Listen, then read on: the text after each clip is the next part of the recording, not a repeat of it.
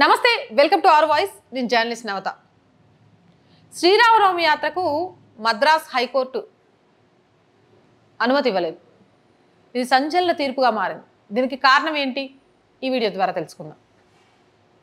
శ్రీరామనవమి సందర్భంగా నిర్వహించే శోభయాత్రకు తమిళనాడులో అనుమతి లేదని మద్రాస్ హైకోర్టు తీర్పిచ్చింది. రాష్ట్రంలోని 11 జిల్లాల్లో యాత్రకు అనుమతి లేదని, ఏదైనా ఒక జిల్లాలో మాత్రం యాత్ర చేసుకోవచ్చని స్పష్టం చేసింది.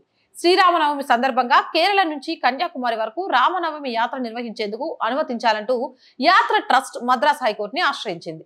దీనిపై విచారణ చేపట్టిన ధర్మాసనం ప్రభుత్వ సూచనను కోరింది. అయితే స్టాలిన్ సర్కార్ మాత్రం రామనవమి యాత్రకు అనుమతి ఇవ్వలేమని స్పష్టం చేసింది. ఎన్నికలు, భద్రతా కారణాల దృష్ట్యా ఈ ఏడాదికి అనుమతి నిరాకరిస్తున్నట్లు ప్రభుత్వం హైకోర్టుకు తెలిపింది.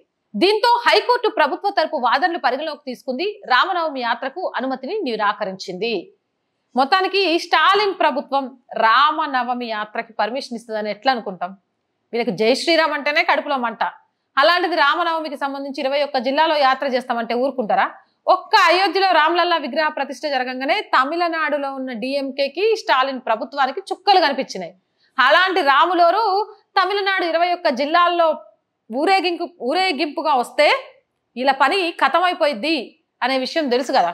అందుకే ఏం చేయాలో అర్థం కాక ఎన్నికలు, భద్రత ఇవన్నీ గుర్తొస్తున్నాయి.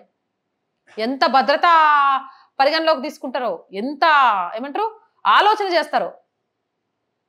ఇనేటోడు ఎర్రోడైతే ఏమైనా చెప్పుకుంటూ పోతారు. రామనవమి యాత్రకి అనుమతిస్తే ఎన్నికల సందర్భంలో ఏదైనా జరుగుద్దా? మిగిలిన పండగల్ని మిగిలిన వాళ్ళకి సంబంధించి కూడా ఇట్లే చెప్పాలా రేపు రానున్న రోజుల్లో. అలాంటి వాటికి పర్మిషన్ ఇస్తే ఎలాంటి గొడవలు కావా? ఇలాంటి వాటికి పర్మిషన్స్ ఇస్తేనే గొడవలు అవుతాయా? ఇదేనా ఇంత ఘోరంగా? మొత్తానికి తమిళనాడు ప్రజలు ఆలోచించాలి. ఇప్పటి వరకు తమిళనాడులో ద్రవిడ సిద్ధాంతం అని ఇంకొకటని హిందూ ధర్మం మీద దాడి జరుగుతూనే ఉంది.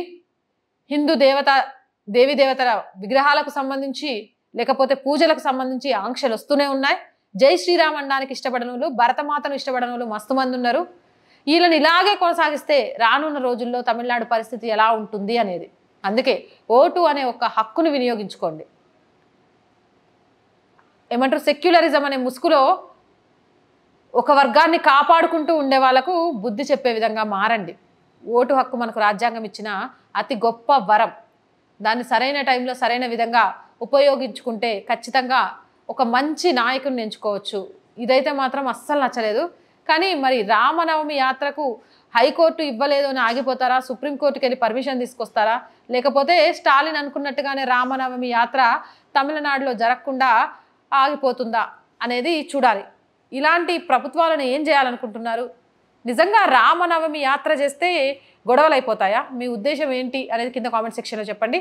మోర్ వీడియోస్ కోసం మన ఛానల్ వెంటనే సబ్స్క్రైబ్ చేయండి. వీడియో నచ్చిందా లైక్ చేయండి, షేర్ చేయండి.